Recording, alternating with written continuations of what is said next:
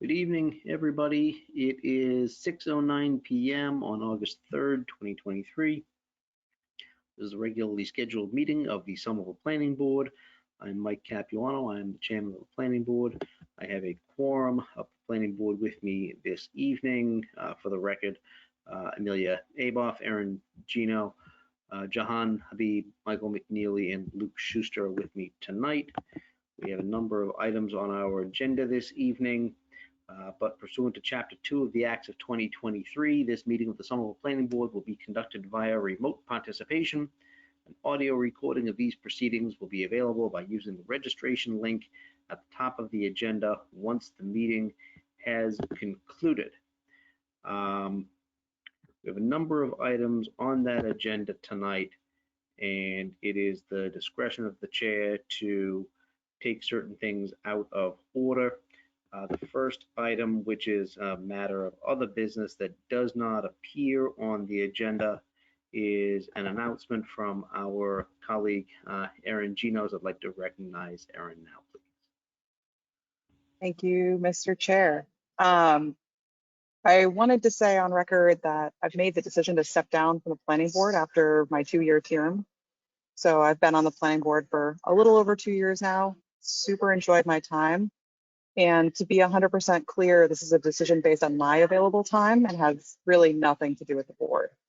So, I have full faith and confidence in my fellow members to carry out the duties of the board and have zero doubts in how much they care for the city. And I know they'll do their best, as all of us will, to, continue to care for the city. So for me, this is, an end to this position and community involvement, but I will continue to be circling around as my time allows. And really, it's so long for now, and catch you on the flip side. Maybe on the member side of the chat. Aaron, thank you very much. You've been a really valuable member of the board, and you always have asked some really interesting questions and brought in some really interesting points of view on a lot of the applications that we've had. So I just wanted to formally recognize that you've been just a really valuable member to us and a really good colleague. So I'm sad to see you go, but I totally understand that real life and full-time work sometimes muscles into some of the more civic-minded stuff that we do. So I'm hopeful that I'll see you back in some capacity. I'm sure that we will. Absolutely. Thank you very much. Thank you. Aaron, I'm just curious, are you planning on staying through the end of this meeting, or are you logging off now? I just wanted to, irrespective, we'll have a quorum. I just wanted to know what your plan was. Yeah, I was thinking it,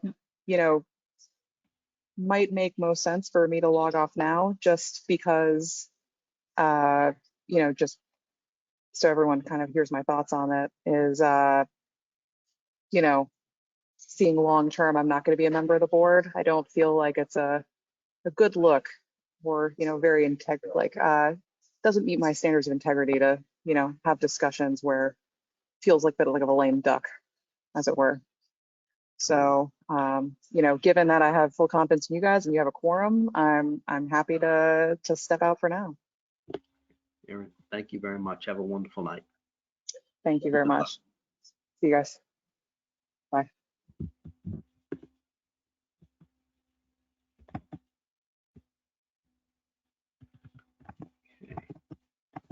Sadly, upon Aaron's departure, I'm going to bring in some of our other business, which are meeting minutes. First, I'm going to bring up the May 4th, 2023 meeting minutes. Has everyone had a chance to review those meeting minutes? Does anybody have any suggestions, revisions, or amendments that they'd like to make? I see Amelia's hand. Thank you, Mr. Chair. I did review the meeting minutes for May 4th and disagreed with the characterization that was made. I reviewed the recording of the meeting to ensure I was remembering correctly. But in the item on 620 Broadway, in the second paragraph on that, the board asked the applicant team to present on the loading area. The applicant team presented the site plan and loading area. The applicant team did not present the site plan and loading area. The applicant team presented the site plan and described that there was no loading plan at this time and that conversations were ongoing with mobility.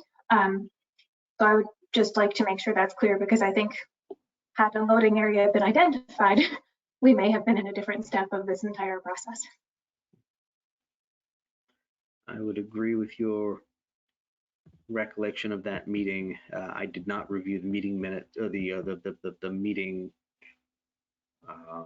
recording like you did, but I certainly recall that was a big part of the discussion that we had, and I think that might not accurately reflect the discussion that was had between the applicant and the board, the public at that time.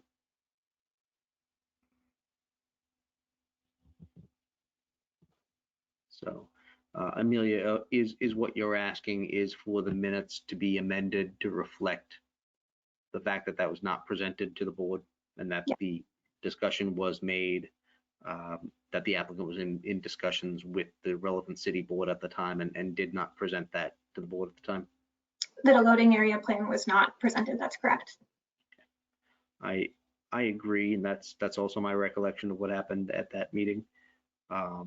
So I would agree with Amelia that the meeting minutes should be amended to accurately reflect what was presented to the board at that time and the discussion that was centered around that. Does anybody else have any comments or questions or discussion points on that particular meeting minutes draft? Okay. Seeing none, what I'd like to do is move to adopt the draft minutes with the amendments that were discussed by members of the board to reflect the discussion that was had on the May 4th meeting, to be the final minutes of the planning board, seconded by Amelia. And Emily, could I have you call the roll, please? This is Emily Hutchings. Amelia Aboff. Aye. Jahan Habib. Aye. Michael McNeely. Aye. Luke Schuster. Aye. Michael Capuano. Aye. We have meeting minutes that will be amended. The next meeting minutes that I have are from May 18th, 2023. Does anybody have any amendments, revisions, corrections to those minutes? Seeing none, the chair moves to adopt those draft minutes as the final minutes of the planning board, seconded by Amelia. Emily, could you please call the roll? This is Emily Hutchings. Amelia Aboff. Aye. Jahan Habib. Aye. Michael McNeely. Aye. Luke Schuster. Aye. Michael Capuano. Aye. We have meeting minutes. Next is from June 15th. Does anybody have any comments or discussions or amendments or revisions to those draft minutes? Okay. Seeing none, the chair moves to adopt those draft meeting minutes as the minutes of the planning board, seconded by Amelia. Emily, could I have you call the roll? Amelia Aboff. Aye. Jahan Habib. Aye. Michael McNeely. Aye. Luke Schuster. Aye. Michael Capuano. Aye. We have meeting minutes. Next up, I'm going to take our other business out of order and bring it up top for next discussion. So if Dan is in the chat here, if I could have Dan Botman be unmuted and have a discussion and update on the MBTA communities issues that we and the rest of the Commonwealth are dealing with. Yes, hello. Can you all hear me? Yes, sir, we can. Thanks for having me. I have some updates to provide and some good news from an analytical standpoint. If you recall, I believe the last time we had a discussion, we presented the challenges that existed in our current ordinance for compliance with the MBTA community's requirements that are part of the DHCD has changed its name, and I have not memorized it yet, but the agency formerly known as DHCD has a number of guidelines for compliance with the 3A standards. And what we realized very quickly is that the standard that you can't, there's no compromise for really, is that you cannot require commercial. So much of what Somerville is trying to achieve through its zoning is the comprehensive plan and its commercial development goals. So, you know, all of the transform areas have commercial development requirements. All of the MR districts have pedestrian street requirements that force commercial along our main streets and in our squares. All of that is on purpose because it's meant to achieve the comprehensive plan. So none of those districts would comply with the MBTA community's requirements. So that quickly pointed us towards needing to utilize our residential districts across the city. If you recall, removing streets, somewhere around 75, maybe 80% of our city, the remaining land, is in the residential areas outside of our MR districts, our high-rise district, or any of the overlays. And it is really distributed across the city pretty evenly, and is the largest zoning district. And what we found was that it was off from complying with the standards in 3 ways. One is that it had a special permit for steep slope, the lots that were a steep slope. That was adopted as part of the overhaul in 2019, and you're not allowed to have any special permits. So that generic special permit that applies to all properties across the entirety of the NR zoning district, it is problematic. Number 2 is that there was that district really only permits 2 units by right. If you want to have a 3rd unit in either a house or a triple decker, you have to provide it as an affordable unit. That's an effective 33% affordability requirement, and you're not allowed to have over a 10% affordability requirement according to the standards. And the last one, why am I blanking? 3 units by right, no special permits. Emily, what am I blanking on? The third, The steep slope special permit. no, that's the first one I said. Oh, shoot, sorry. 4 unrelated? Oh, sorry, yeah, it's the 4 unrelated rule. So if you recall, there's also a board order in from the council for us to investigate how to get rid of the four unrelated rule. So you're not allowed to have any regulation on the construct of the household, the number of individuals, or the dwelling unit, even the number of bedrooms, the size of the unit, the number of unrelated people violates that requirement. So in pursuit of responding to that board order would also comply with the MBTA community's requirements. So those are really the 3 things that are in the way of the neighborhood residence district complying with the standards. So when we presented those 3 issues to the mayor, one of the questions became, what area of the city would you change that in? And how would you make a decision about which area of NR across the city you would make those changes in? Permitting 3 units by right, not regulating the construct of a household, and not regulating the steep slope. Those are things that, some of those things are things that we talk about not wanting to regulate anymore. The construct of a household, as an example. 3 units by right is really the original version of the new zoning overhaul that we submitted in 2019. And the steep slope special permit was put in place before the city council also authorized a site construction permit through the engineering department, which is really the right department for managing steep slopes. Because of the property on Eastland Street. Yes, I remember. Right. So you recall, yeah. So that, I think that that project is the perfect example because, you know, the engineers came and said, I don't know why the special permit exists because we're taking care of all of this through that site construction permit already. So it became extra, right? So we think we have drafted actually 3 separate amendments to become compliant with MBTA communities, and then ask the mayor which area of NR across the city would we want to do this in.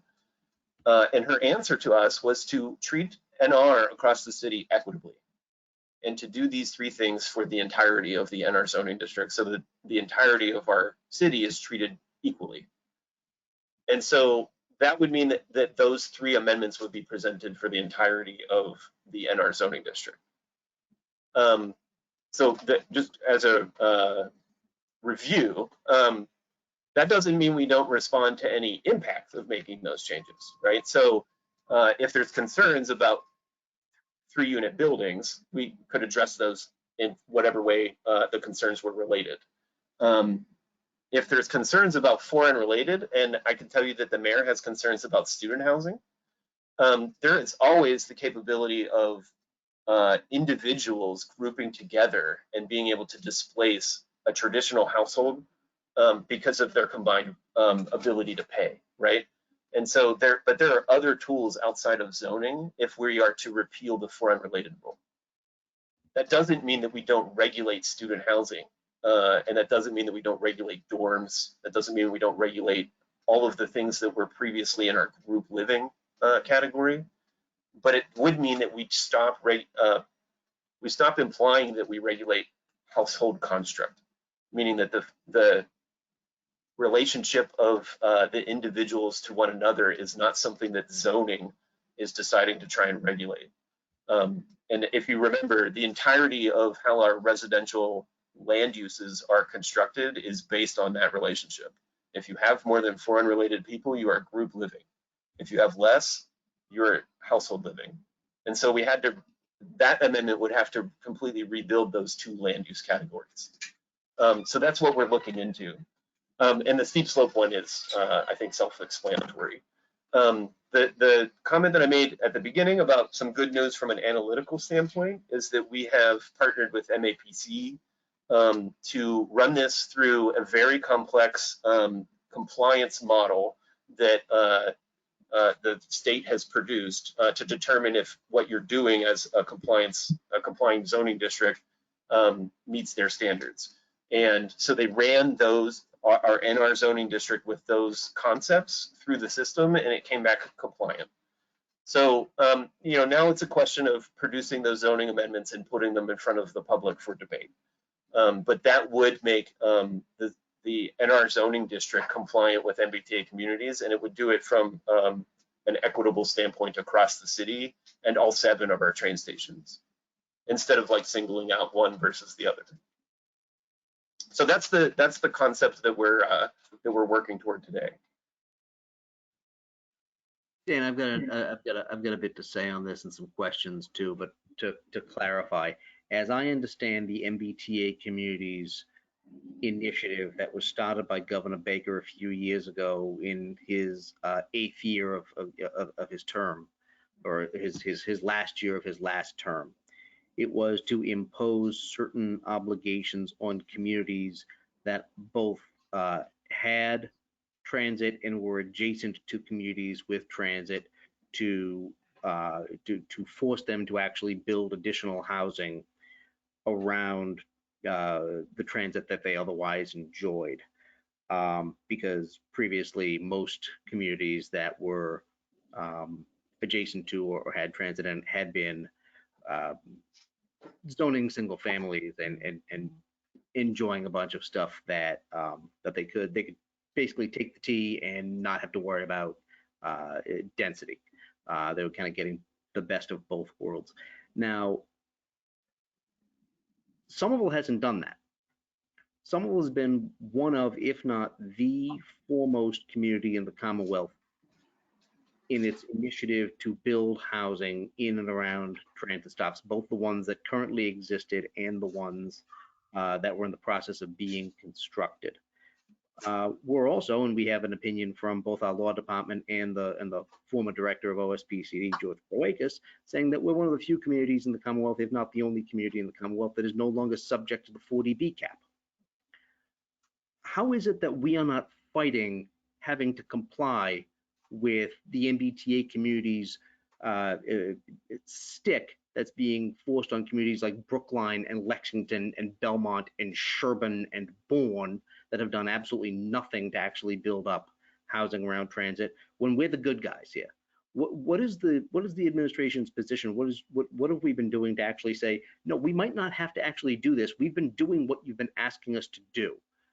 Because 3 years ago, we completely overhauled our zoning with a very extensive community process. And we said we want to keep the no more than 4 unrelated people, because I don't know how long you folks have lived in Somerville or around Somerville. Somerville used to be an absolute slum because we used to let 1 million unrelated people into the same apartment, and it just drove the quality of life completely down. We did that for a reason. We kept it for a reason 3 years ago after the city had changed quite a bit. As you said, we did a comprehensive zoning overhaul to address some of these other issues that the MBTA communities are now saying it's not good enough for them. Are we looking at some sort of challenge to saying that we are not actually subject to this, or we shouldn't be subject to this because we've done what the MBTA community's initiative wanted to do? You're subjecting us to something that, one, we shouldn't be subject to, and two, we're already doing what you wanted us to do. Hearing what you're saying is really distressing to me, because it sounds like we're not actually fighting to defend what we've been doing for the last 25 years. Well, I certainly agree with many of the points that you have brought up there. I can only, I think, make a couple comments. One is that the answer to some of those questions are for more policy-focused people from the mayor's office to answer. To my knowledge, there is no effort to pursue what you're suggesting, and that we don't need to comply with this. The contrary to that idea, when the new governor took office, the Attorney General wrote a letter to all of the qualifying MBTA communities, emphasizing that it's not an option. So we could provide that letter, but I've seen letters that say similar things. They are still subject to adjudication in court. Sure. Yeah, I hear you. Not to my knowledge, there's no effort to do that. But certainly there are other people more qualified to answer those type of policy questions than me.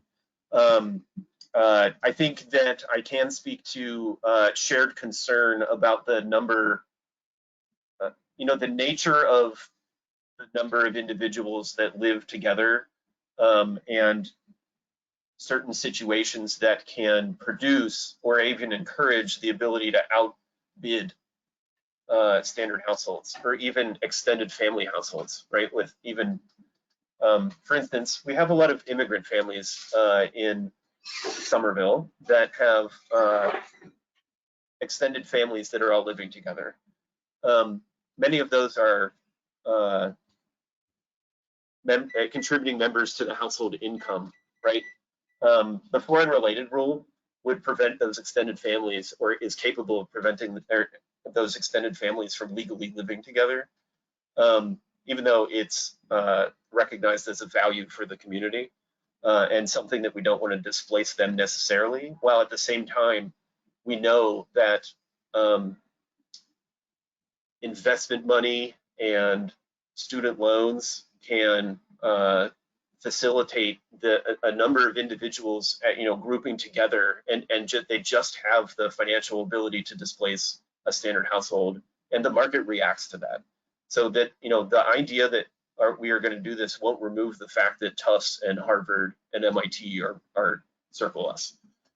So and that all these lab buildings have been being built in Somerville. So it means that we need to find other solutions outside of what I believe the foreign related rule built into our code implies a level of enforcement and control that actually I don't think is representative of what's happening in the real world. But I don't think that means that we're not going to respond in other ways. And I think that that's the task that the mayor has given us in a response to the fact that the state is telling us that this is a requirement and we're not allowed to have that rule on the books. And so we're working to find those other solutions. I will just say for the record that the state is always subject to suit. I'm an attorney for the state and I represent us in court. We get sued all the time. Yes, you actually can challenge what we say. And to the extent that we can, I would encourage us to do so.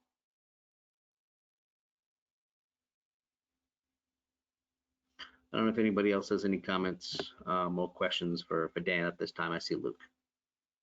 And then I see Amelia.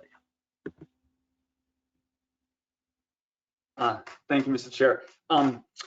This is a discussion I've really been looking forward to because it's one of the few topics I've had so far where I have some background in it. Just in my day job, we've done some policy research on the regional housing crisis and have just tracked the years of advocacy and discussion around the work that ultimately led to the legislature, passing this law and the governor signing it.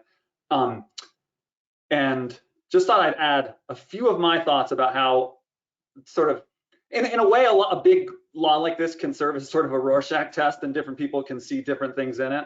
But I thought I would just briefly try and share what I see in it and then land the plane with a few specific questions to Dan. So my lens on this has been so regional. It's kind of the opposite of many, folks in this meeting who've been thinking so focused on Somerville, and totally appropriately so. I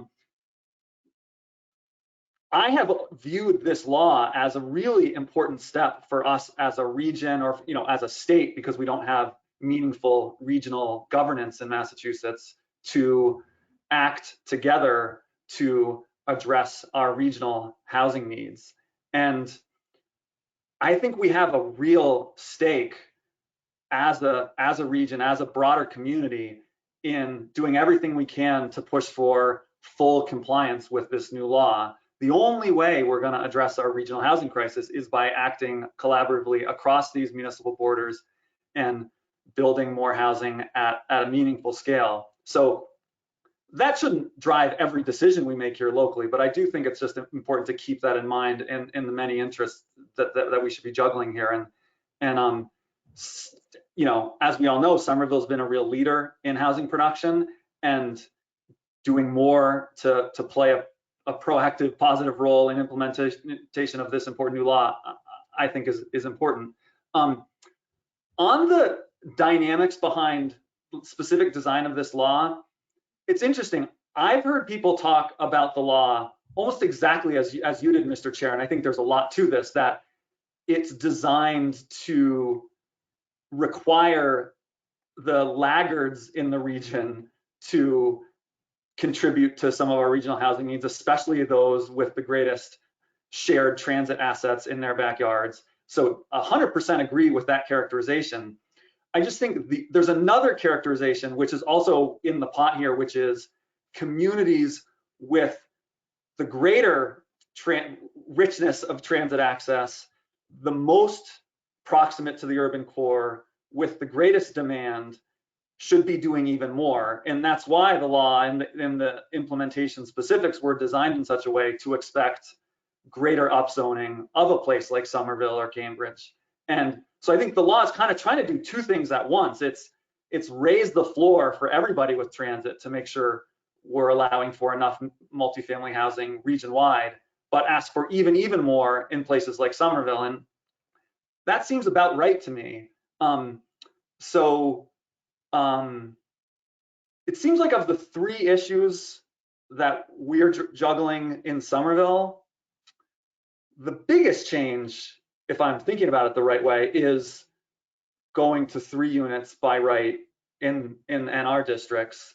And the question about the unrelated person rule is pretty new to me, so I don't really have an even perspective on what's the right thing there. But on going 2 to 3 units by right, my instinct is that just makes a lot of sense. And I like I understood the challenge we faced as a community with wanting to not undo mixed use in key districts, because that's a key part of the vibrancy in Somerville. And in broad strokes, the direction this is headed sounds about right to me, that push for a little bit more upzoning in the NR districts as a way to not have to touch where we've got the plan for mixed use. And one of the questions I had going into this was, might we as a community use this as an opportunity to do more than just the bare minimum that this new law is asking of us, because we have such rich and expanded recently transit access with the Green Line. And so I'm inclined to kind of be excited about going to 3 units as of right in all NR districts, if I'm understanding the proposal correctly. So that's some of my background thinking. To Dan, I guess one process question is, I'm just curious where, like, as a city, we are in the whole process and what the next steps are, and even kind of an embarrassing question, but what's the planning board's role here at the end of this? And I'll just ask my other question, who's also to Dan, and he can, take any pieces of them. You mentioned in your comments that, and I'm just referencing my notes here, there's other things we can do as a city to address the impacts of things like going to 3 units or the group living. On the other things we can do to address the 3 units, I'm just curious what's an example of the other things you even have in mind there. So thanks. I want to set aside where we're at in the process and then come back to it. How we respond to different issues, I think, has a lot to do with what the public identifies that it's concerned about. The whole triple decker and house not allowing 3 unit thing, really came from concern about neighborhood change. If a 3rd unit is added and the roof changed. And at the time, it kind of generated a debate about the amount of change that could happen in a neighborhood if somebody added a unit and took a pitched roof house and made it into a triple decker. The thing I want to acknowledge is that there are streets where there are no triple deckers, right? Where the appearance of your neighborhood is a pitched roof version of Somerville. And then there are other areas where it's all triple deckers. But the majority of the city is kind of intermixed. But I want to acknowledge that there are areas, like I would call them pockets more, where there is one version more than the other. And those areas tend to worry or have concern about the physical change in addition to the unit count change. And I think it depends on the opinion of the community at the time, every time we bring up that question, because the community evolves and changes. There's a different city council than there was that faced that question last time. And this city council put in a board order for us to, for instance, it's Matt McLaughlin's board order, but he asked us to produce a 3 units by right amendment. And there is support from many of the other council members for that as a concept. We explored it as part of MBTA communities because it's also required of that. So we believe that opinions are changing on it, even on the city council, as it represents the community and where it wants to go from a housing perspective. And so I think that that's influenced by a lot, or like fundamentally by the public feedback that we get. And like this whole initiative has kind of arisen out of the years that have passed since adoption of the 2019 code. If those concerns arise again, I'd have to face them as they're brought up. But like, what are the concerns the same, or are they different now? Are our opinions different about the amount of housing that is needed, or the amount of housing that can be provided by the code, and that supersedes some of our design concerns? Those opinions are out there in the community, and when we propose amendments, that's when the opportunity arises for the community to come and make their opinion known at that public hearing. So I think we did that once before when we addressed this question in 2019, and that's what we're about to do again this year. Then maybe that's a perfect segue into where we're at in the process. Actually, we're required to be compliant by December 31st of this year. To prove compliance, you have to submit your documents and the compliance model that we partnered with MAPC to run to the state for them to review. And you can submit stuff early before you attempt to adopt, especially if you are still struggling with figuring out the compliance model. But we've run the compliance model, and these changes are compliant with the standards. So we don't have we're not concerned with the moment of like pre-submitting all of our stuff for review by the state, for instance.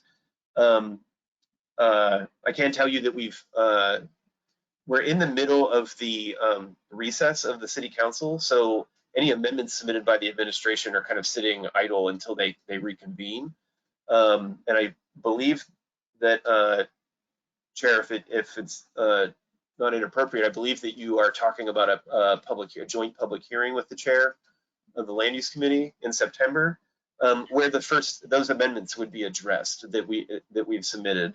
All that we've done so far is draft all three and submit the 3 units by right amendment. I believe that we will also submit the steep slopes amendment, which I believe is sufficiently addressed by that site construction permit that the engineering division administers. And we are still working through the package of response that we want to have related to housing, and the challenges we face sometimes by the schools and the other institutions that are in our backyard being able to displace other household types, and the impact it has on the cost of housing in Somerville. So that stuff goes very beyond zoning, and so at the moment we're still discussing those and are holding back submittal of the 4 unrelated amendment until that package is further fleshed out.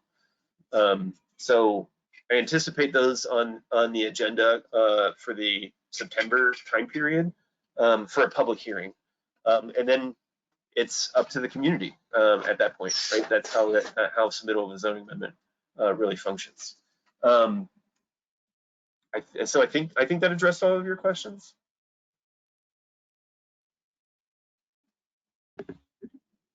Thanks, Luke, and thank you, Dan. I recall that Amelia at one point had raised her hand. I don't know if she still has questions or comments, but if you do, go ahead. Thank you, Mr. Chair. And thank you, Dan and Luke, for your insightful commentary, I think, on all of this. I guess I have a couple pieces of feedback and a few questions as well, as someone who, like Luke, has also spent a good deal of time with this legislation in a professional setting. I would just like to share that right off the bat, the idea of applying this uniformly throughout the entire NR district, I appreciate the mayor's initial reaction that that's an equity issue and it's appropriate to sort of paint with a broad brush, but I will say I've reviewed the compliance pathways for some 30 municipalities and almost no one is taking an approach that's that general. And I feel like zoning exists in order to reflect that different conditions are appropriate for different neighborhoods and areas of a city. And if there begins to be any sense that applying the same language throughout the entirety of the NR district is not the preferred approach, I, for one, would be in support of considering a slightly more nuanced approach to that. I don't think that creates an equity issue. I think that's an appropriate zoning measure to consider. I would really like to understand a little bit better what the degree of public process and engagement will be, if this will just be treated as sort of a normal land use amendment coming to the land use committee, or if there will be opportunity for a more comprehensive update or sort of materials to be provided available for the public in advance. I think this is a really complicated issue for the average member of our community to wrap their head around. And I think we're talking about zoning changes that are kind of impactful and will impact a large geographical area of the city. And I think it's important that we try to create a forum or materials for people to understand this proposed change that is at a level that is different from Dan's technical explanation to the land use committee and the planning board, which is great for us, but difficult for, I think, a lot of our neighbors. So I guess I'd ask if that's something that can be considered. And then my third question is about losing the ability to require that that third unit be affordable, and whether we might engage in some conversation about creative solutions that could help us maintain an affordability incentive, even understanding that it can't be a special permit contingency, but could we think about whether having a fourth unit with the same provision might be something to consider as like a density bonus? Or I know that since the ordinance was passed, we've created an allowance for the like backyard cottage structure as a right, and that in some cases might be a fourth unit, I think. And I hate to think that we're losing out on the ability to create this affordable housing stock that is interspersed with our neighborhoods and not just in higher density new development in our pursuit of compliance. And I'm aware that while the MBTA Communities Act in theory requires that it can't be more than 10% affordable, that there is also a pathway for sort of submitting for an exception to that. And some communities have successfully done so. And, you know, 33% might be too high, but maybe we could get away with 25%. And then if there were 4 units on a site, I don't know. So I don't have a fully structured thought here yet, but I'd really like to have this board be part of that conversation, or be understanding the iterations that I'm sure have been happening in the background by staff, because I think these are really important, impactful changes. Thank you. We can certainly, through the chair, we can certainly you know, do the additional outreach that you're talking about. At the very least, I think this should go up on Summer Voice, which is our digital page where all of our projects go. A lot of this was based off of figuring out what could comply, and now that we've reached that point, we understand what we need to discuss with the public. So there's, we needed to reach that point. I can certainly also take your feedback back to the administration and share your opinions about how it might be applied or structured. I think you are definitely correct about the 4th unit capability. The proposal for the 3 unit by right would also still allow the backyard cottage to exist on a lot where it would have the right size. So that would end up being a 4th unit, which we recognized in the development of that amendment. I believe, I don't want to say anything incorrect, but there might be an opportunity for above 3, like the MBTA communities requires you to have 3 units by right. But above that, could you require affordable housing? And could that 4th unit then contribute toward affordability in some manner?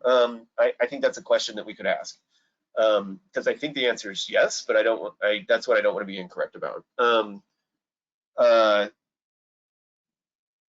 There was review of the potentially using some of the UR zoning district to comply with MBTA communities, and that has an affordability requirement over 4 for some of the building types.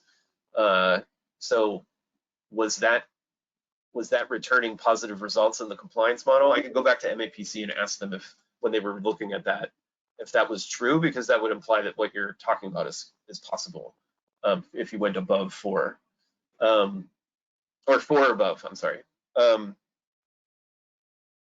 There may well be data that says the existing sort of 3rd unit being affordable isn't something that people are doing because it doesn't pencil. So also if there's information that you have about what's happened since 2019 that would inform, I'm open to being told that that's irrelevant, but I don't know.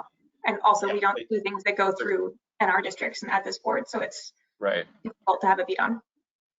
Yes, I have that data. I can provide it to you, and that is a good point to bring up too. That the NR zoning districts by right, so nobody typically sees many permits or projects at the planning board related to that zoning district. I think I addressed all of the questions that you were talking about. Do you know if I missed anything? I think that did cover it, and I guess one follow-up might be, if I may, I appreciate the offer to bring the feedback I provided to the administration. I suspect that there is feedback from other members of this board, and one question might be what the right mechanism is for capturing that feedback, and based on the chair's feedback, also trying to come to some kind of consensus opinion from this board, perhaps. I'm not sure whether this is the right moment or forum for that, but that's a question to Dan or to Mr. Capiano. I think it's probably not the right forum yet. I think we're just kind of voicing our concerns, and when some of these proposed amendments come forward in a joint hearing, we might be able to raise it a little bit more then and have a further discussion. But right now, I feel a little bit bad because I got to put a lot of stuff on Dan, for which he's not responsible. and so Dan, I apologize. I'm doing a little.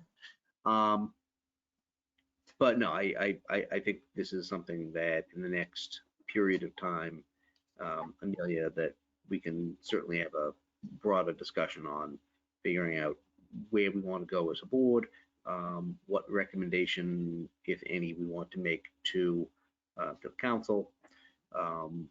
And as you know, all of those recommendations can have kind of guidance and narrative and things like that would encompass our concerns and our thoughts.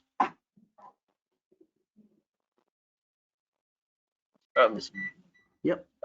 I had two thoughts if I could share. One is that, I mean, should think of yourselves easily as like a third branch of government, right? And the council and the administration, and that you are quasi-judicial in your role.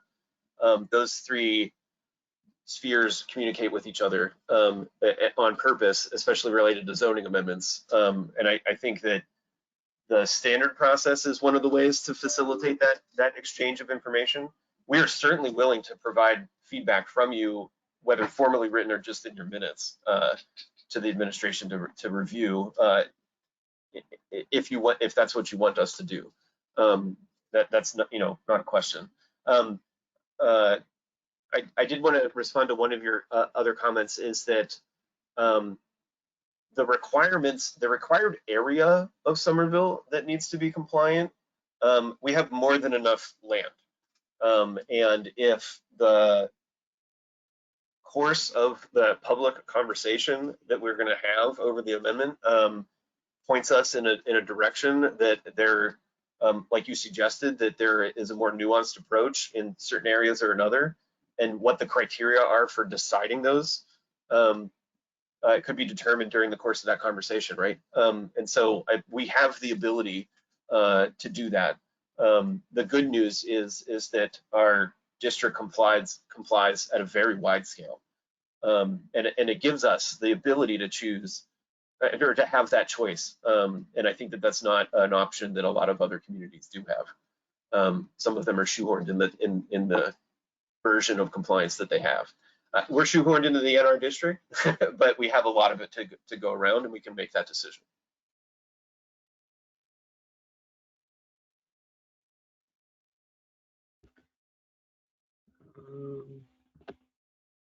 Okay, I see Michael's hand. Thank you, Mr. Chair. I'll start by saying, Mr. Bartman, thank you for those answers. I really appreciate my colleagues' questions, and your responses were excellent. Just because we have a lot still left on our agenda, I'm going to try to be brief about my comments and mostly echo my colleagues' thoughts so far. So, first and foremost, Member Schuster's comments around having a data-driven approach to this, I think, is important, and I think that data needs to include the community in a very serious way. So, I think first, we obviously have excelled at trying to address this issue compared to our peers, as we've discussed earlier. And I think for that reason, I support the chair's comments around, asking for some relief from the statement expectations here. I think, that doesn't mean I don't support, addressing the issue. I think we should continue to do what we can, but we shouldn't be compelled by a state when we are already kind of going above and beyond on things.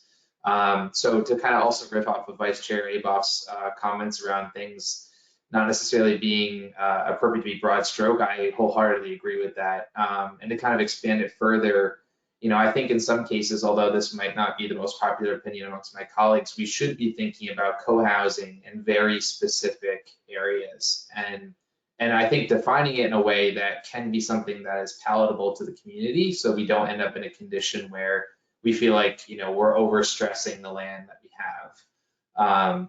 So again, this is a high level thought, but, I would encourage us as we engage the community to offer creative solutions to this problem, going as far as considering co-housing, like albeit, shared kitchens or shared common spaces or things like that to kind of help our density be located in very select areas. But again, really focusing in on the community engagement. And, I know you described our kind of deadline as the end of the year. And frankly, I'm a little alarmed by the short timeline we have. I think being able to get sufficient community engagement for an issue as important as this, it's going to be hard in that time frame. And I think, maybe to soften the asks to the state, I would go so far as to say, hey, can we, get a 12-month extension to hold an appropriate public engagement process that allows us to really address this problem? And, oh, by the way, we feel entitled to this relief because we've done so much work over the last decade trying to build. And I think even just with the projects that are coming to the board over my short tenure here, I feel like we are continuing to support urbanization and trying to create more and more units. And so I think we are walking the walk when we ask for relief in something like that. So again, I don't have hard questions to ask you, Mr. Bartman. You've already answered a whole bunch of stuff for us, and I appreciate that. I just want to share some of my thoughts with the group as we start to discuss a potential set of notes or comments to present to the greater city. Michael, I will share in some of those comments in a moment. But I saw Amelia's hand, so I want to recognize her. Thank you, Mr. Chair. Thank you, Michael. That raised an interesting question. I wonder if we could ask Dan one more thing, which is, does the version of the zoning that is adopted for the December compliance deadline need to be the version that is kept in place indefinitely? Or has the state yet described what the process will be for updating that? Because I can imagine a process where perhaps there is an interim compliant amendment that we might acknowledge is not the final version, with the intention to continue a more robust public process. And I don't know if that's a possible path or not. So any information that you might have about how fixed something is once it has been submitted to the state and approved, or the process for updating that, would also be very welcome now or in the future. Yes, and related to, I can answer those, and related to Mr. McNeely's question, we are one of the rapid transit communities, which is one of 4 categories of community types, and have the tightest time window for compliance. All of the others, as you get more suburban and further away from Boston, you have more years to comply. There are many things I don't agree with about this law and the guidelines, whether or not it's harder to comply or easier to comply when you're a lower density, further out community, or a high density closer in the core community might be debatable, and whether or not we should have that timeline. I will certainly take this back to this feedback from the board about wanting to ask the question of compliance. I don't have a lot of faith that will get very far, but we will at least convey the feedback. Where the administration goes with that is beyond my personal decision making. Can you repeat your specific question, Amelia? I'm sorry. So the Commonwealth is waiting for everyone to submit their plan and go through this approval process. Yeah. If we were to submit something that was in our minds interim, that was technically compliant, and then come back in July of 2024 with an update, has the state said anything about what the process for further amending or updating an approved set of MBTA communities compliant zoning will be after that initial deadline is met? Yeah, okay, there's a slight nuance there too. You can't, so The state maintains perpetual oversight on the qualifying district. And it meaning that like any change to it, proposed or otherwise, has to be communicated to the state. And if it becomes not compliant, then you face the same consequences of not complying today forever. However, that doesn't mean the district can't change so long as the district remains compliant. So its hypothetical boundary, could change. Whether or not it permits 4 units or 5 units or 6 units could change. So there are things that go above and beyond the minimum requirements, and those things can change around those minimum requirements, and then you would still qualify. So I think that gets to kind of a two-pronged version of an answer for that question. Thank you very much. Dan, I'm going to ask a couple of questions that I know you don't have the answer to, but it's something that I'm curious about. So kind of piggybacking on what Michael had raised, which I thought was a very good point, and what Amelia had mirrored as well. You said that Somerville is in a rapid transit community, which is one of 4 designated communities. That's news to me. I'm not an expert on the nuances of the particular law. From what I understand, what you said, that the communities that are further out and more suburban and have, in my estimation, been the least compliant with doing the right thing and building around transit, have the longest lead time to get their stuff together. Whereas we, who have been doing the right thing for the last 25 years, are on a more expedited timetable and in a position where we might be able to be exempt from this particular law because we're also exempt from Chapter 40B. So with that being kind of the premise of my thought process, I know you don't have the answer to this. I am curious to know, because I simply don't know, whether the planning board, as a permit granting authority for this particular act, and it's something that maybe we can ask, which probably should ask Attorney Shapiro, does the planning board have standing to challenge our obligation to follow this, and whether we have standing to request some sort of a stay or an extension, so that because we've been doing the right thing for so many years, that we can actually get our public process in a way that reflects our community as opposed to those who have intentionally dragged their feet for the last 80 years. That is also one of the most interesting questions, and one of the ones that I cannot fundamentally answer. I know. But yeah, incredibly interesting question. I don't know the answer. I'm wondering if through you, Dan, if you might be able to ask, or Emily as the planning board liaison designee tonight, if we can get an opinion on whether the planning board can seek some sort of redress if we so chose as one permit granting authority, if the administration doesn't want to go that way on its own.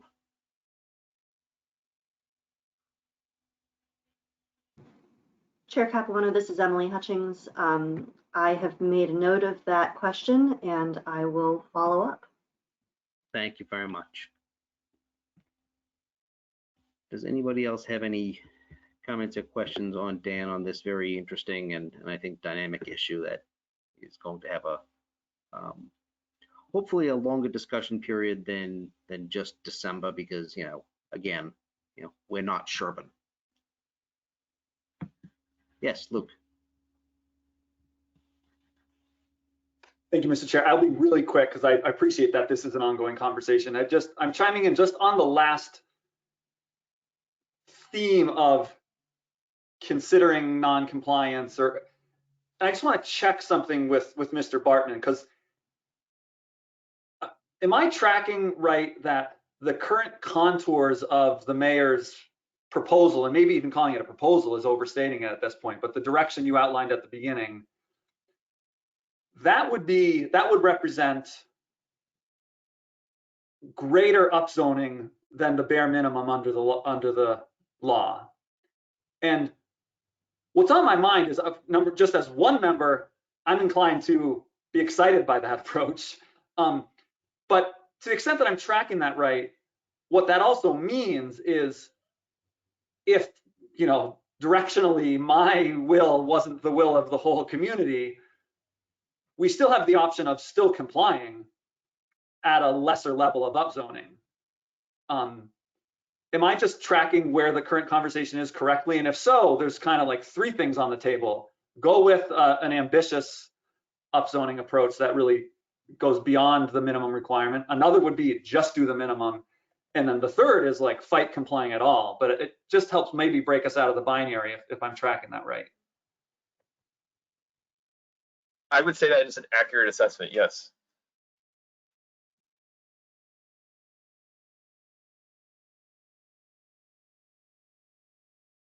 All set, thanks. Thank you. Dan, I'm sorry this took a little bit longer than what I thought it might have taken, but that's okay.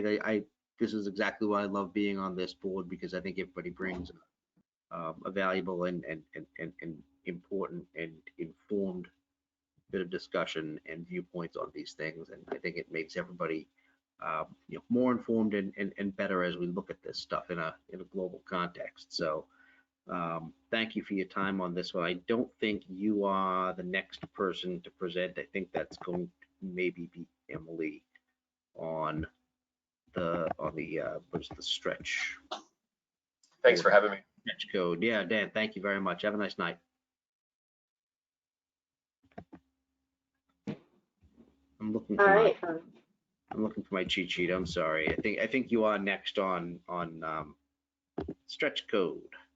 If that is what you would like, I can share. So I don't have anything to present, but so to summarize what has been happening within the city that is impacting a set of amendments that we're looking at, the city recently adopted the specialized energy code that allowed us to require net zero ready buildings and have a whole slew of sustainability implications that we are really thrilled about. However, it has been noted as we have adopted this code that zoning cannot regulate items that are regulated by building codes, energy codes, other state codes. They cannot try to supersede or require anything that's more strict. So we are in the process right now, since the specialized code went into effect on July 1st, of looking at our zoning ordinance and evaluating what we are able to retain in terms of sustainability requirements and measures, and what we must take out because it is out of zoning's jurisdiction. We are also in the process of looking at what we want to add and research in terms of policy goals and improvements that support our sustainability priorities here in Somerville. So this is becoming 2 different sets of amendments. The first one is our jurisdictional edits. That is what is taking place immediately. Planning and zoning, we're working with the Office of Sustainability and the Environment very closely, and we're also working with ISD very closely to determine what is appropriate within our zoning code and what must be removed because it is simply not enforceable because of the energy code. So we are in the next month or so looking at finishing up those amendment edits and proposals. We are going to be sharing this information with the mayor very soon on what we think needs to be removed. And following that discussion and confirmation with the mayor, we will be proposing those edits so that it will be a set of amendments that will be coming to you and to the Land Use Committee. Again, these are just jurisdictional edits and high priority items because of what is in the energy code. And then following that, we are looking at taking this next year and we are going to be looking at working with consultants potentially if we do not have the capacity or skill set to closely evaluate certain things ourselves, and looking at what we can add in terms of sustainability measures to our zoning ordinance. And so we do expect that will take about a year. We are hoping to have additional amendments with high priority items back before you around this time next year, in time for when City Council gets back from their 2024 summer recess. So I'm glad to answer questions as I can now, but I'd also look forward to having future conversations with you all.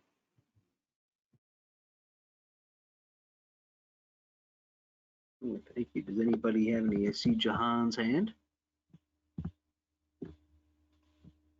Thank you so much, Mr. Chair, and through you, I do have a brief question for Ms. Hutchings regarding the stretch code implementation. So I know that the Massachusetts Department of Energy Resources was going through a comment period, and there was some discussion around net zero opt-in consideration. So just in context of all the activities that are occurring in Somerville being a community that has adopted the stretch code, do you foresee any significant new guidance, regulations coming towards Somerville and all other communities? And if so, how are you and your colleagues planning on incorporating them as you go through this what I'm assuming iterative process with respect to the amendments?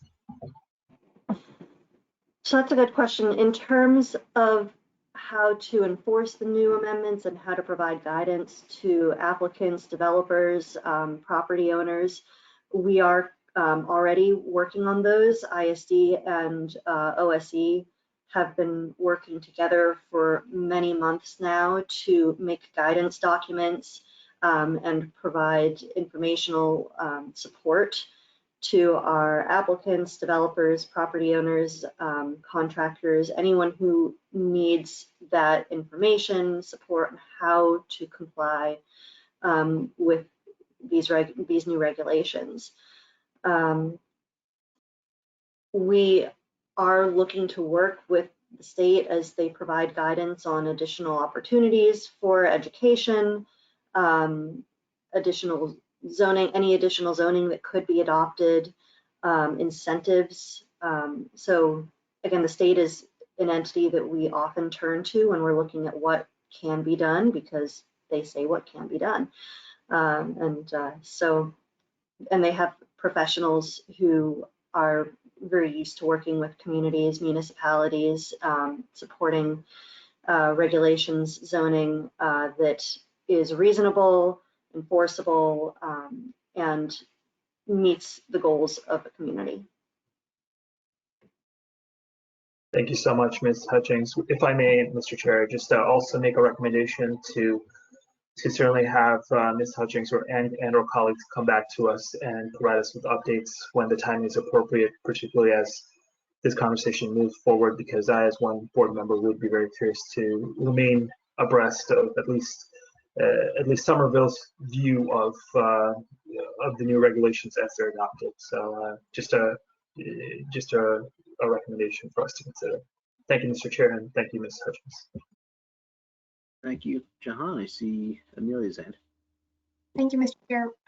Through you, I'm concerned that as we think about the changes that need to be made to put the city in compliance in terms of zoning and to take out any areas of overlap or duplicity, that we might lose some incentives or requirements that currently exist in the ordinance that I think are very, very important, and which I know a lot of thought and effort went into when the zoning overhaul took place. And that includes certain performance standards for buildings that are in the master plan overlay district, as well as things like the density bonus that's available for net zero ready passive house residential buildings. And I would really like to ask, and I understand the time sensitivity of getting these September amendments in place, but I would really, really like to ask staff to consider where there are things that have to be amended, not just removing them, but coming forward with a proposal that modifies them. So I don't, rather than, for instance, saying, and I'm using this example here, I don't know if this is the case, but if the stretch code supersedes the net zero ready density bonus, can we change the bar so that there is still a density bonus available for a net zero practicing, but not net zero ready, but like actually net zero today building or something? Like, can we think about how we can keep the same incentive structures in place, even understanding that the bar for all of these things is getting higher? Because even if there are things that we revisit over the course of that year-long planning process, I think having a year of permitting where we are not taking advantage of some of the thoughtful tools and incentive structures that we spent a lot of time putting in place would be unfortunate. And I would rather amend them again in a year than let them sit fallow for that time. Just my opinion. I don't know if other members are in agreement. And I also don't know the specific types of revisions that we're discussing. So maybe that comment only applies to a small handful of things, but would really ask staff to consider that lens. Mr. Chair, if I can respond, I think the short answer is in the short term, we will be losing some requirements that we're not excited about losing, but which have been determined by ISD to be unenforceable. We do not anticipate losing any incentives. One thing I would like to say about the density bonus that is currently available for certain building types in the urban residence and mid-rise residence districts, as well as a couple buildings in the high-rise district, is under the current new energy code, all buildings automatically qualify for this density bonus because they currently, now with the new code, they have to be net zero ready. So if we look at removing that density bonus, it would be a temporary removal of the density bonus where we look at what other incentives we would like to include for the density bonus. So again, it's a policy question that we'll be considering. And what you see before you in a month might raise some concerns that will be addressed by other amendments that might be before you in a year. Through you, Mr. Chair, I appreciate that and I understand where it is coming from. And my ask would be that if there are interim measures that can be taken to preserve some of that, that we think about them. Because I think this board is in a difficult position when we are not allowed to provide sort of recommended edits to amendments, but only a yes, no with commentary on something as it's written. And without having the benefit of seeing these in any kind of draft form, I'm afraid we'll get to a point where there could be improvements made just with more intentionality, I guess. Through you, Mr. Chair, if I can respond, Ms. Abach, I hear you, and I agree that we definitely need to be looking at how we can have interim measures to protect our sustainability requirements. I will bring this back to our team as we're evaluating what needs to happen. The other thing I would like to note is the planning board is able to, while you would recommend yes or no to city council, you can have more nuanced recommendations. So there can be comments on edits that you would like to make if what you see from us you think needs additional work. And we're glad to hear that feedback as well. Thank you. Thank you. Michael. Thank you, Mr. Chair, through you. Much like Member Schuster gets really pumped about the housing discussion we just had, new energy code and sustainability is my thing. So I'm gonna get super excited about this topic. I'll start off by saying +1 to Vice Chair Abov's comments. I also, think we should be mindful about our incentives.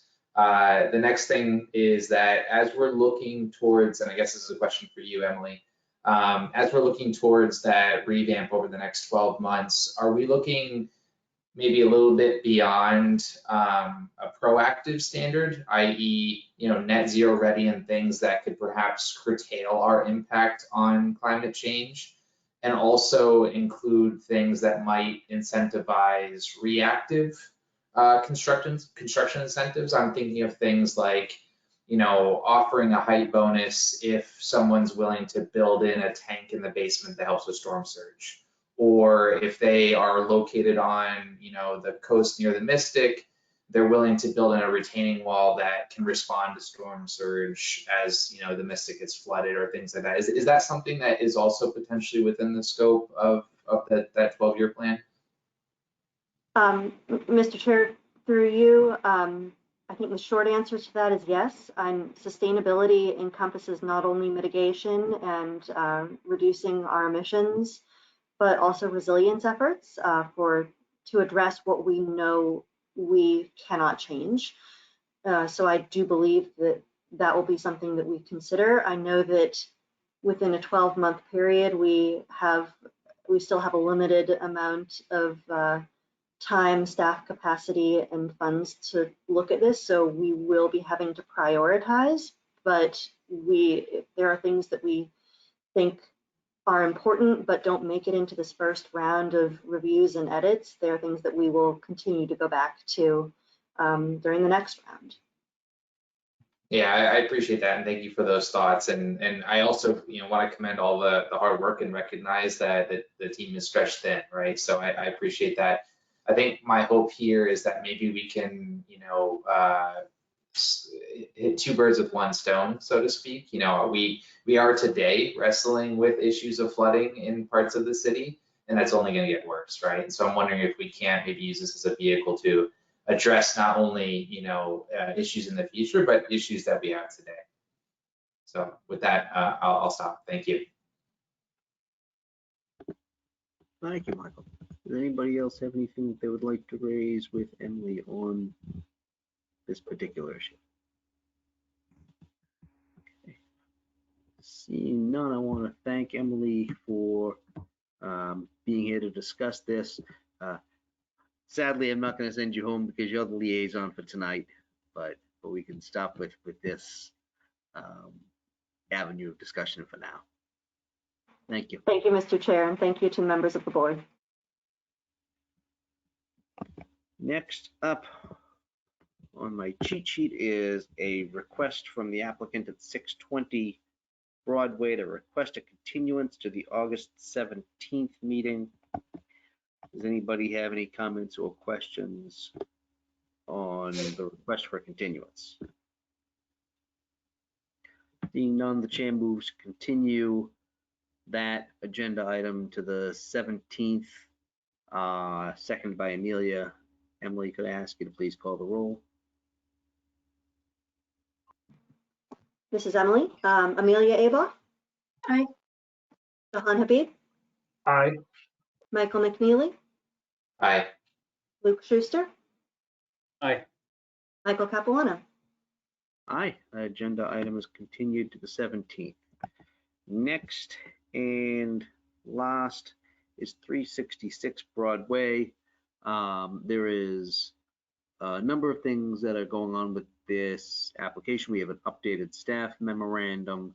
We have an updated presentation, or a slight presentation or description of the application by the applicant. So what I'd like to do first is recognize the applicant and the applicant's representatives to be able to be unmuted and share their screens as necessary. For anybody who's in the public and for the recollection of the board, last meeting, a number of us, in conjunction with some of the concerns raised by members of the community, asked the applicant to make some proposed revisions to their application related to, among other things that I can recall, some of the visual aspects of the building, of the unit mix, and of some of the bicycle storage. Those are the three big ones that I recall. And I'm wondering if the applicant can or has an application or a presentation that addresses specifically those changes. We don't need to go through the application in detail again, just kind of on where we were from the discussion. Yes, Mr. Chair, Attorney Nick Zazula, McDermott, Quilty and Miller, 28 State Street in Boston, here on behalf of the applicant. Thank you for having us back again. We also have Evan Stellman, who I believe is on as a panelist, Mr. Chair. And Emily, he will be the one sharing his screen.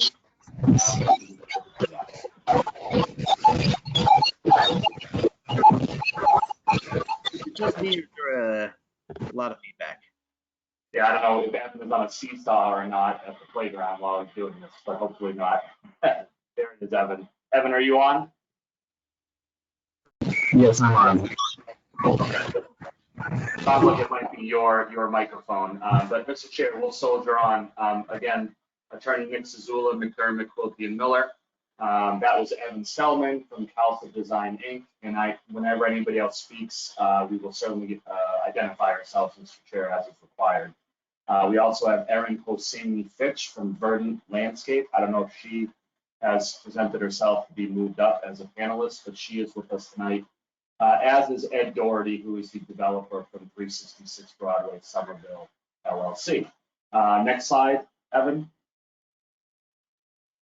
I believe this slide is just our team. You know us. I just introduced us, Mr. Chair, and you saw this last week. Next slide, Evan.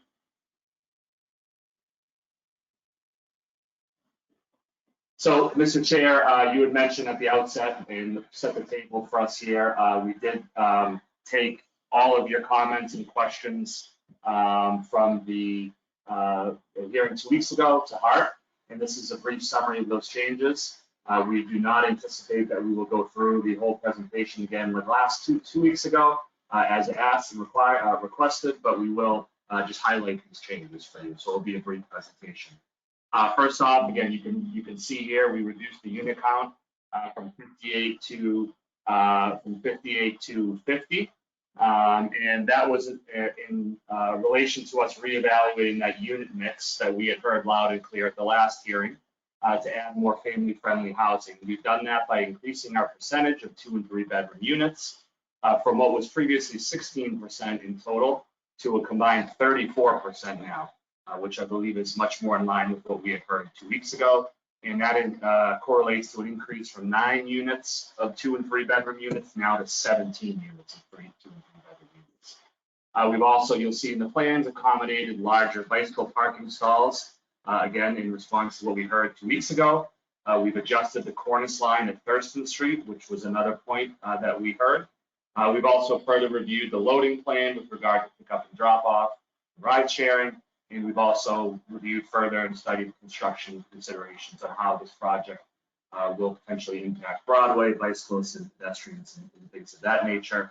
And the developer, Ed Doherty, has 20 years or so of building these types of projects in the greater Boston area and has a long history of handling these types of issues throughout his experience. Next slide, Evan. So this slide, Mr. Chair and members of the board, it's just an updated, you can see very easy what's been updated in red. We're trying to make it as easy as possible. The 50 units correlates to the 20%, which is now 10 affordable units, and the 2 3-bedroom units. We've also doubled our oversized bicycle parking spaces from 6 to 12. Otherwise, everything else remains the same as it was 2 weeks ago with the project. Next slide, Evan.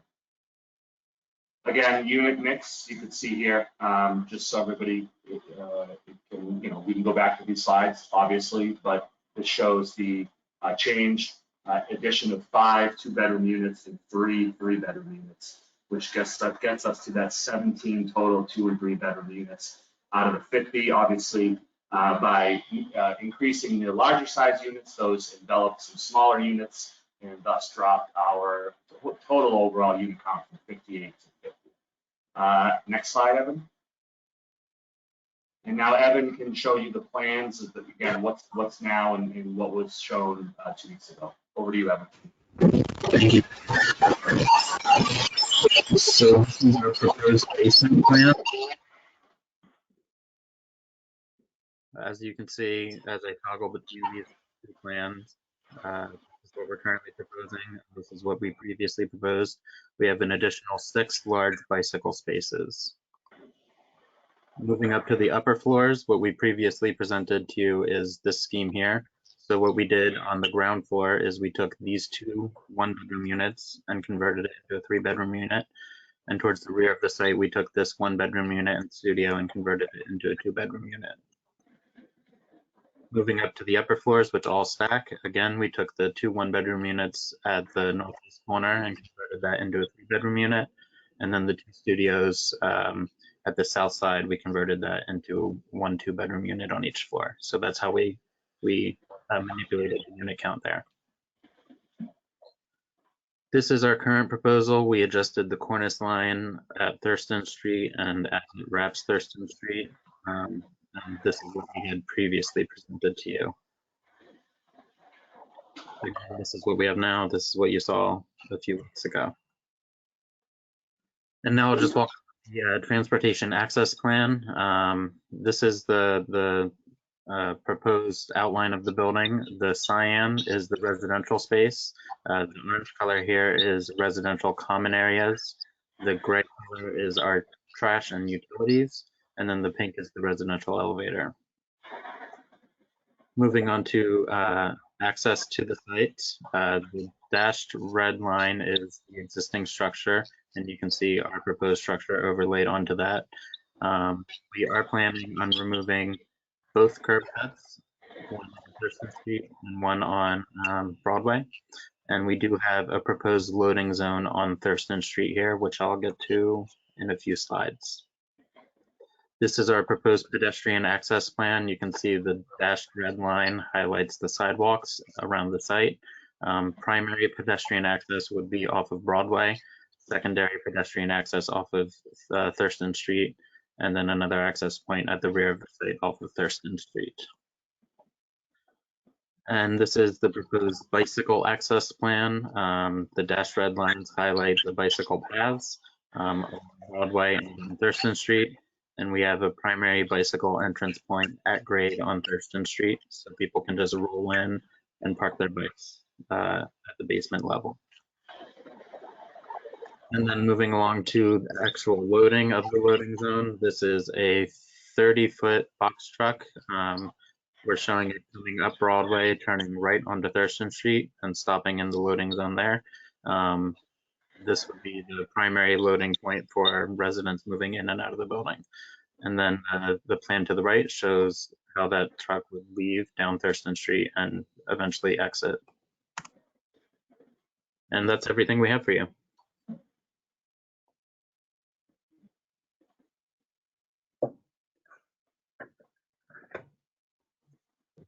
Thank you very much. Sorry, my unmute button was. Thank you very much for the presentation. I have a few thoughts, but I would like to hear from my colleagues first. Actually, you know what? Before I do that, Andrew, I think you're on staff and still present. Are you available to speak for a second? Absolutely. Thank you so much, Mr. Chair. Good evening, members of the board. Can you hear me? Yes. Fantastic. So I wanted just to provide some updates, not just from the housing division, but I also wanted to address a slight error in the staff memo, just real quick so we get that on the record. Staff was incorrect on one section when we referenced that the number of ADUs would not be changing. That is incorrect because of the reduction in the units from 58 to 50. The 20% that Evan just presented and the applicant just talked about, of course, is modified to reflect that number. So I just wanted to put that on the record. And I was able to have to receive some feedback from the housing division. They did review the plan set and the updated unit mix, and they do have some thoughts. As you're aware, there's obviously an increase in the number of family-sized bedrooms, which is great to see. However, this does result in one fewer affordable unit overall, which is a tier 1 unit for rent at the 50% AMI or sale at 80% AMI, and then one fewer 3-bedroom unit at the affordable level. So to them, that is unfortunately not a benefit, but also obviously there's a benefit with the increase in family size units. But of course, the housing division, who enforce the inclusionary program that we have in the city, would like to see more affordable units. Now, that's not saying that the applicant could go ahead and voluntarily provide another 3-bedroom unit to be affordable. That's at their prerogative. The zoning only requires, obviously, that 20% number. And for the 3 bedrooms, it's 20% of the ADUs being proposed. They're not providing a recommendation, they're just providing information. Of course, the plan in front of you today is just an alternative. It's not what's proposed with their application. So, it would be up to your thoughts on sort of how you want to direct the applicant. I just wanted to make sure that that information was conveyed. So feel free to ask any questions. I'm here to answer them whenever. Thank you.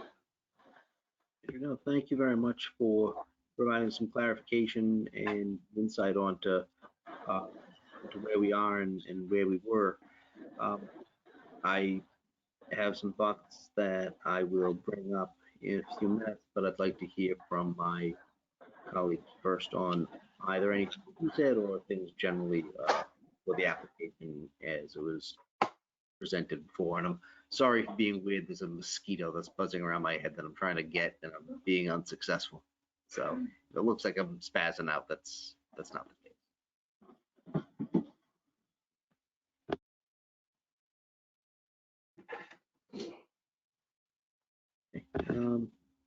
Seeing none right now, I do want to say, again, thanks, Andrew, for giving us that update and that insight. I understand that it's going to result in one net fewer affordable units. However, for me, one unit is not going to be the measure of whether I think this has been an improvement in the plan. I actually think it has been an improvement in the plan, because I think that not only is there a dearth of affordable family units, but also of market rate family units as well. So I don't see the minimization of one unit as being detrimental to this application the way I would view it. I actually very much appreciate what the applicant has done to listen to the concerns of the public and of some of the members of the board, myself included, in doing that. I'm pretty satisfied with this application as you've presented it. I think you've done a good job with listening to us. I appreciate the dialogue, and I don't know if people have any further thoughts that they'd like to make at this point, or if we feel comfortable moving forward with the vote this evening. Yes, I see Amelia. Thank you, Mr. Chair. I have, I think, 3 comments or questions. First, on the subject of the unit mix and the loss of an affordable unit, I feel pretty sensitive to the loss of a tier 1 unit in particular. And I don't feel like I'm in a position to say which of these unit mixes is more to the public good. But certainly I think that's an interesting question that has been relayed to us. 2, I sincerely apologize if I misspoke in the last meeting, or if my words may have been misinterpreted, but The cornice line question I was raising was actually about their Broadway facade, not the Thurston Street facade, and I don't think this adjustment to the Thurston Street facade is or was necessary. And third, I wonder if the applicant would be open to discussing some kind of a condition about the about signage to indicate that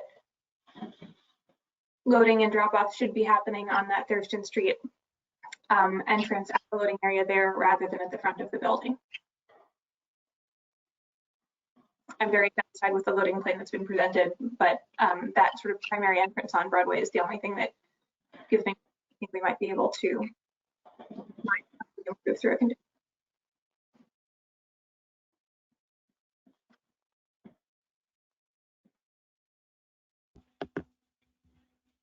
I don't know, either staff or the applicant, if you want to address some of Amelia's thoughts here.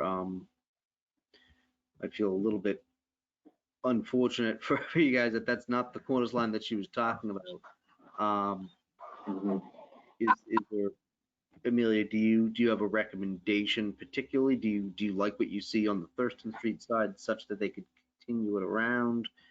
Mr. Chair, I would sooner take back my comment on the cornice line altogether and move forward with the version that was originally shown. It was a very minor comment, and I don't feel like it's something to hold up this process.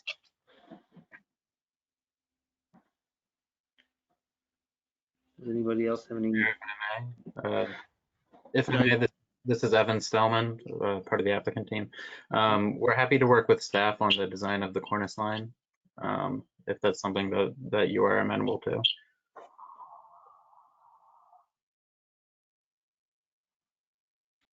Okay. And just to go back and address your question on the loading signage, we do intend on putting proposed loading zone signs right here and right here, if you can see my cursor. So that would denote the area for loading there rather than on Broadway. Yep, thanks, Evan. Mr. Chair, Attorney Nick Zazula, McDermott, Quilty, Miller, on behalf of the applicant. If that needs to be a condition in the approval, if we get approved, that's certainly okay with us. It is on the plans that were submitted, so, but if we'd like to address it in a more narrative fashion for Member Avoff, we're happy to do that, of course, and I think it's a great point because people tend to just park where the GPS tells you to park and drop right there. So we obviously don't want to impede pedestrian or bicycle traffic on Broadway. So we're of course happy to do that. If I may, Mr. Chair, just to quickly address the housing question on affordable dwelling unit, completely understand the input and the comments that we've heard. I think however, we believe that we've listened to the board and we've looked at the unit mix and we've addressed those concerns or those comments, and abiding by what's required is is what we would hope we would have to do. Losing 8 units, not losing 8 units, that's not the way to put it. Bettering our unit mix, which reduced our units, certainly is going to impact certain other things that the developer has to look at, and we would respectfully ask that we are held to the standard in the zoning ordinance of 20%. Again, understanding and respecting Member Avoff's comments, the unit mix was reduced by 8, and therefore, having to then also come up and come down at the same time, come down in units and come up, so to speak, in affordable units would be tough for the developer to be able to move forward with feasibility. So we appreciate it, but we respectfully ask that we're not able to do that if asked. Mr. Chair, if I may, just to clarify, I was not suggesting that we ask the applicant to provide an affordable unit above and beyond what they would be required. I was raising for consideration by my colleagues whether the one unit mix or the other should have more discussion as to which was preferable for the city's affordability and family housing goals. I appreciate the applicant's responsiveness to this board's request, and I'm not trying to complicate it further, I promise. Thank you, Member Aboff. Mr. Chair, Attorney Nick Zazul and Attorney Tolkien Miller. Apologies, Member Aboff, if I didn't mean to put words in your mouth or to misconstrue. I just wanted to just state the applicant's, input with regard to that. We're trying to obviously please a lot of not competing, but different policies and different, city requests, and I think we tried to do our best, and that was really fun. But thank you.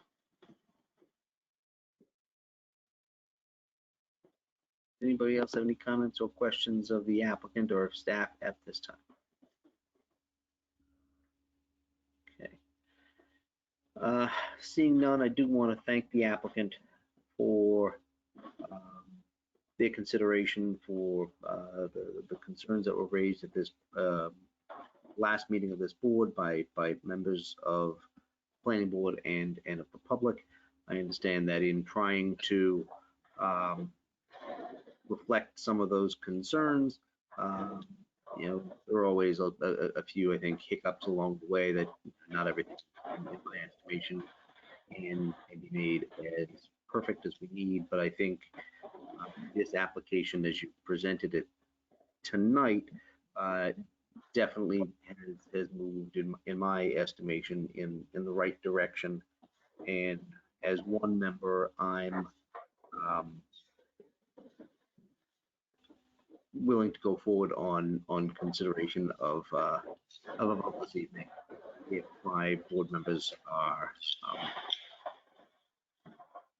in agreement. So we have a new alternate.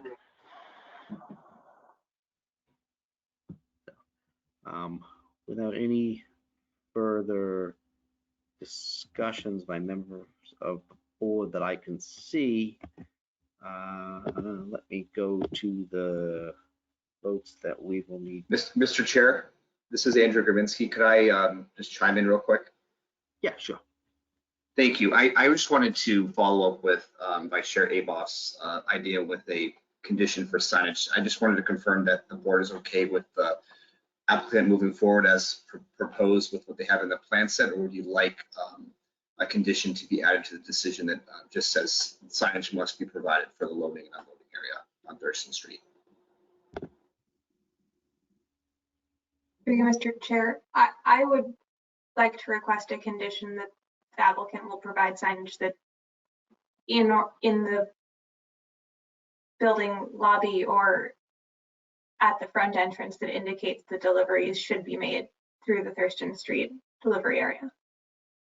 I think that would be appropriate and effective, because even though there is loading signage on Thurston, you would not know it was there unless you turned the corner and proceeded that way. So something that indicates that that is what you should do may support the intended loading plan that the applicant has described. If that's something that others agree with and that the applicant is open to. I think that makes sense. I don't think you're necessarily anticipating that you're going to turn down Thurston to make those loads. Amelia, the applicant had raised something else that was in response to one of your considerations on the Cornice line, which was the option to confer with staff on a potential redesign of the Broadway side, and leave that up to the discretion of staff. Is that something that you want to move forward on, or are you happy as is? It does. I think this redesign, particularly to me, looks good. But if you think there might need to be some additional considerations made by staff on that, I don't have any problem with putting in a condition that we can have that detail left to staff, subject to our votes tonight. Mr. Chair, I would recommend or request that we ask the applicant to move forward with the original version of the facade design. I don't feel like it's necessary to have them coordinate further with staff, and I don't think that this update improves the condition. Okay, that's fine by me. Thank you. If anybody else has any thoughts on that, happy to hear them. Okay, seeing none, We have 2 votes that we will need to take. The first is following public testimony, review of the submitted materials, and deliberation of the required considerations outlined by the zoning ordinance. I move to approve with the conditions laid out in the staff memorandum and as amended. The site plan approval to develop a 4-story LEED Gold and Net Zero ready apartment building in the Mid-Rise 4 zoning district. Seconded by the vice chair. If Emily could call the roll, please, on that vote. Mrs. Emily Hutchings, Amelia Aba, Aye. Jahan Habib, Aye. Michael McNeely, Aye. Luke Schuster, Aye. Michael Capuano. Aye. And following public testimony, review of the submitted materials, and deliberation of the required considerations outlined by the zoning ordinance, I move to approve with conditions laid out in the staff memorandum and as amended this evening, the special permit to establish a household living principal use for 50 dwelling units in the Mid-Rise 4 zoning district, seconded by Amelia. If Emily could please call the roll. Mrs. Emily, Amelia Aba, Aye. Jahan Habib, Aye. Michael McNeely, Aye. Luke Schuster. Aye. Michael Capuano. Aye. We have unanimous votes on both of the items that were before us tonight for this particular applicant. I want to thank the applicant and wish them good luck. Thank you, Mr. Chair. Thank you, members. We really appreciate your time and input. Have a great evening. Thank you. Thank you very much. There are no other items before the planning board at this time, and 7:55 p.m. Good job, all. I move to adjourn this meeting of the planning board to reconvene at our next regularly scheduled meeting on the 17th, seconded by Amelia. Emily, please call the roll. Mrs. Emily, Amelia Aba, Aye. Jahan Habib, Aye. Michael McNeely, Aye. Luke Schuster, Aye. Michael Capuano. Aye. Thank you, everybody. Have a nice night, and see you in a couple of weeks. Take care. Take Bye. care. Thank you. Thank you.